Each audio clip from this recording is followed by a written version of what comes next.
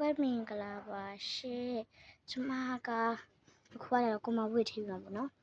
ကိုမဘူးထည့်ပြပါမယ်မကြိုက်လို့ရှိရင်လည်းပြောပါနော်မကြိုက်လို့ရှိရင်ပြောပါကျမလုပ်ပြပါမယ်ပထမဆုံးပေါ့နော်ဒီခဲရန် boss ခဲရန်လည်းမဖြစ်ပါဘူးဒီခဲကြတော့ကျမတငယ်ချင်းတွေ9ပါဆိုလို့ပေါ့နော်တငယ်ချင်းတွေ9လို့ပြီးပြန်ပေးကြလို့ဒီအဲ့ဒါဒီအတိုးလေးပဲထည့်ပါမယ်လို့ရှိရင်ဒါတော့ရောက်ဆုံးခဲရန်လေးပါဟုတ်ပါတယ်ရောက်ဆုံးခဲရန်လေးတွေပါကြည့်ပြီလို့ဘာပြောင်းလဲရောက်ဆုံးခဲရန်နဲ့ခဲရန်နောက်ကြတော့ဒါကြတော့ခဲသားဖို့တက်ပါဒါကြတော့ 0.9 ခဲသားနဲ့ရမယ်ပေါ့နော်ဒါကြတော့တစ်ခု1500ပေးရပါတယ်အမလေး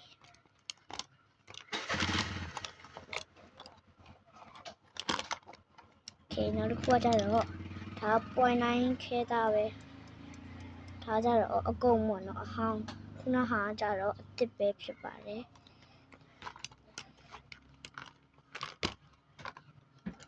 နောက်အလောကကြတော့ရောက်ဆုံးနေပဲဖြစ်ပါတယ်ရောက်ဆုံးနေနောက်တစ်ခုကြတော့ခဲတန်းဒါကြတော့ခဲသားဘောပင် 0.2 ပါနော်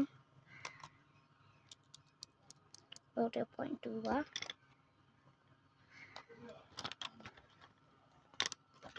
နောက်တစ်ခုကကြတော့ခဲတန်းနေပဲဖြစ်ပါတယ်ခဲတန်းနောက်ကကြတော့ခဲတန်းဘောပင်တွေပေါ့နော်အဲ့ဒါထည့်ပါမယ်ကိုမဘူးအောင်လေးလာပြီးခဲပြတစ်ခု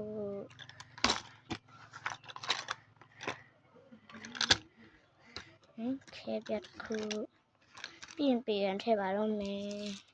ပြန်လေးရယ်ပြီးပါပြီတတ